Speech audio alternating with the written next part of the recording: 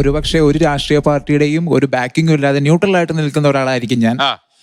Rank ഹോൾഡേഴ്സിന്റെ ആളല്ലേ, ആളുകളുടെ തൊഴിലല്ലേ ഏറ്റവും പ്രധാനം. അതാണ് ഞാൻ ചോദിക്കാൻ വന്നത്. എന്താണ് ഒരു സർക്കാരിനെ ഇകഴ്ത്തിയോ പുകഴ്ത്തിയോ പറയുന്നില്ല. 7 ദിവസം കൊണ്ട് ഒരു സർക്കാരിന്റെ മുന്നോട്ട് എങ്ങനെയെന്നുള്ളത് നമുക്ക് നിജപ്പെടുത്താനും കഴിയില്ല. പക്ഷേ ഒരു രീതിയിൽ രാഷ്ട്രീയമില്ലാത്ത ഒരു പറ്റം യുവജനങ്ങളുണ്ട് കേരളത്തിലെ. യുവജനങ്ങൾ രാഷ്ട്രീയമില്ലാത്തവരുമുണ്ട്, ന്യൂട്രലായി നിൽക്കുന്നു. രാഷ്ട്രീയം പുതിയ സർക്കാർ നിങ്ങൾ എന്താ പ്രതീക്ഷിക്കുന്നത്? റാങ്ക് ഹോൾഡേഴ്സ്, റാങ്ക് ഹോൾഡേഴ്സിന്റെ റാങ്ക് ഹോൾഡറിന്റെ പ്രതിനിധിയാണ് ഞാൻ. എനിക്കും ചോദിക്കാനുള്ളത് അതാണ്. എന്താണ് ഞങ്ങൾ യുവജനങ്ങൾക്ക് അല്ലെങ്കിൽ ഞങ്ങളുടെ PSC റാങ്ക് ഹോൾഡേഴ്സിന് ഇനിയും ഞങ്ങൾ മുട്ടിലിഴയണോ, അല്ലെങ്കിൽ ഇനിയും ഞങ്ങൾ നിരാഹാരം ഇരിക്കണോ? എങ്ങനെയായിരിക്കും? ഇത്രയും കടങ്ങളുടെ കാര്യം പറയുന്നുണ്ട്. ഇനി എങ്ങനെ സർക്കാരിൽ വിശ്വാസം അർപ്പിക്കും ഞങ്ങൾ? ഒരു 10,000-ഓളം ആളുകൾ റാങ്ക് ലിസ്റ്റിലുണ്ട്. ഞാൻ UPST റാങ്ക് ലിസ്റ്റിലുള്ള ആളാണ്. UP സ്കൂൾ ടീച്ചർ റാങ്ക് ലിസ്റ്റിലുള്ള ആളാണ്. എറണാകുളം ജില്ലയെ പ്രതിനിധീകരിച്ചാണ് വരുന്നത്. എന്നാലും ഓൾ കേരള പ്രതിനിധീകരിച്ചാണ് ഞാൻ ഇവിടെ നിൽക്കുന്നത്. അപ്പോൾ എനിക്ക് ചോദിക്കാനുള്ള ചോദ്യം എന്താണെന്ന് വെച്ചാൽ, എന്താണ് ഇനി വരുന്ന സർക്കാർ പുതിയ യുവജനങ്ങൾക്ക് വാഗ്ദാനം ചെയ്യാനോ, യുവാക്കൾക്ക് എന്താണ് വാഗ്ദാനം ചെയ്യുന്നത്? ഈ നിങ്ങളുടെ ഭരണകാലത്ത് ഒരുപാട് PSC റാങ്ക് ഹോൾഡേഴ്സ് മുട്ടിലിഴഞ്ഞു. അവരെ ഒരുപാട് കഴിഞ്ഞ 2 മാസം മുമ്പ് വരെ മുട്ടിലിഴഞ്ഞില്ല എന്ന് പറയുന്നു. അല്ല, ഇവിടെ 3,15,000-ലധികം പേർക്ക് നിയമനം കൊടുത്ത ഒരു സർക്കാരാണ് ഇടതുപക്ഷ സർക്കാർ. മുൻകാലത്ത് ഞങ്ങൾ ഉൾപ്പെടെ നിയമന നിരോധനത്തിനെതിരെ സമരം ചെയ്തതായിരുന്നു. ഇവരിപ്പോ UPST പറയുന്നത്. അന്ന് സ്കൂളുകൾ അടച്ചുപൂട്ടുന്നതിനെതിരെ സമരം ചെയ്തവരാ നമ്മൾ.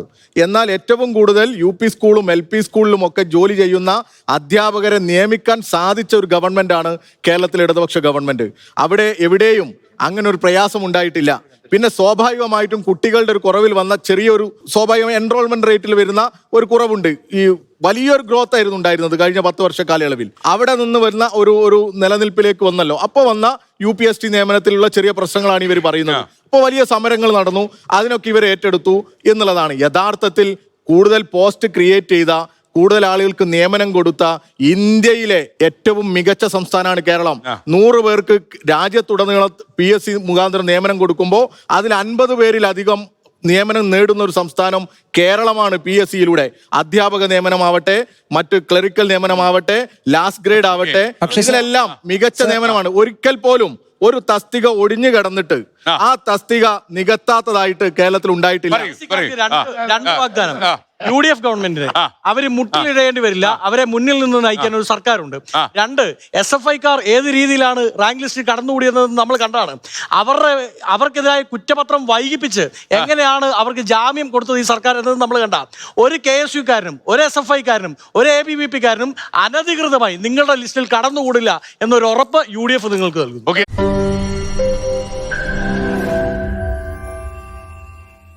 ലോകത്തെവിടെയായാലും ഏത് സമയത്തും 24 വാർത്തകളും ഓഗ്മെന്റഡ് റിയാലിറ്റി പാക്കേജുകളും എക്സ്പ്ലെയിനറുകളും വിശദമായി കാണാൻ ഞങ്ങളുടെ YouTube ചാനൽ നിങ്ങൾക്ക് സബ്സ്ക്രൈബ് ചെയ്യാം.